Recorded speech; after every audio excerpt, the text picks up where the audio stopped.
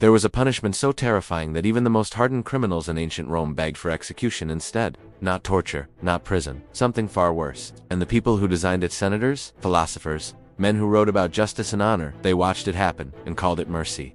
Today, we're going into the darkest corners of human history. The punishments that reveal something uncomfortable about who's not just about who we were, but about what we're capable of becoming. Stay with me, because the last one on this list, nobody talks about it. And there's a reason for that. Before we go in, I want you to understand something. Every single punishment on this list, everyone was considered legal, official, sanctioned by governments, kings, courts, and sometimes even churches. These weren't the acts of monsters hiding in alleys. These were systems, built by civilizations that also built libraries, wrote poetry, and prayed to gods of mercy. That's what makes this so unsettling, because it forces a question most of us don't want to sit with. What does it take for ordinary people to do extraordinary evil and sleep fine afterward? Let's find out.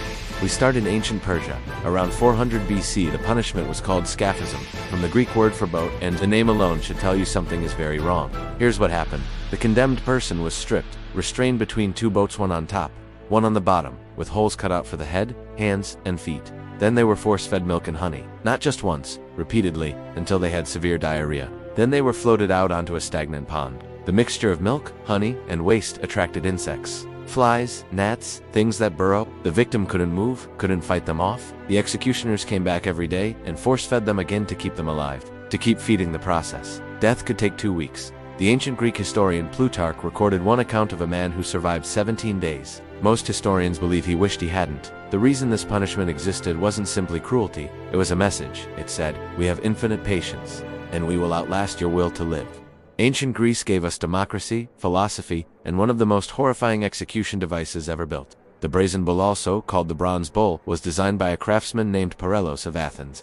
He was commissioned by a Sicilian tyrant named Phalaris. His brief create a method of execution that is both lethal and theatrical. Parellos delivered. He built a hollow bronze statue of a bull, life-sized. Inside there was a small chamber just large enough for one person. A door was sealed shut. A fire was lit underneath. But the design had one final touch that separated it from ordinary brutality. The bull's nostrils were connected to a series of pipes and chambers inside.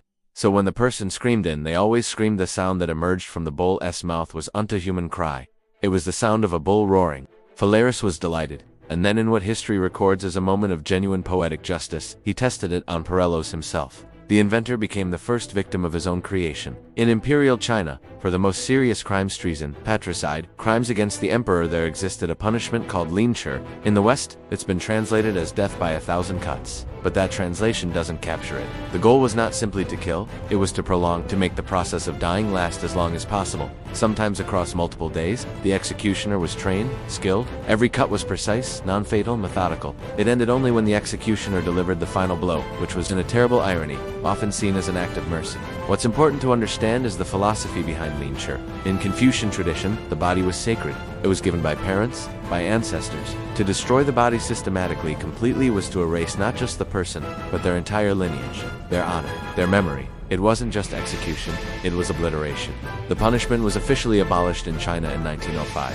The last recorded instance was that year. Photographs exist. I won't describe them, but they read in the historical record, and they tell you everything about what power looks like when it stops being afraid. And now we arrive at the one nobody wants to talk about. Not because it's ancient, not because it's distant, because it's happening right now, today, in countries that call themselves civilized. Solitary confinement. It sounds almost gentle, doesn't it? Isolation. A cell. Quiet. But here's what the neuroscience says. When human beings are deprived of social contact for extended periods, no conversation, no touch, no meaningful interaction, the brain begins to deteriorate. Literally, studies have shown measurable shrinkage in areas of the brain responsible for memory and spatial reasoning. Within days, many prisoners begin to hallucinate. Within weeks, they develop anxiety disorders, depression, and paranoia that often never fully resolve even after release.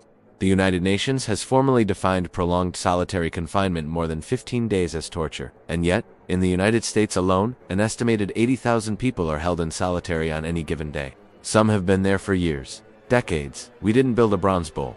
We didn't sharpen blades. We just took away other people. And then we looked away. Here's the thing about studying brutal punishments in history. You start thinking it's about them ancient tyrants, medieval executioners, distant empires. But the further you go, the more you realize every single one of these systems was built by people who genuinely believed they were maintaining order, protecting society, serving justice. The question history keeps asking us and we keep failing to answer is this: How do you know when the system you're reliving in has crossed a line it could come back from? Because from the inside, it never looks like cruelty. It always looks like policy. If this made you think, share it with someone, not because it's dark, because these conversations matter. And I'll see you in the next one.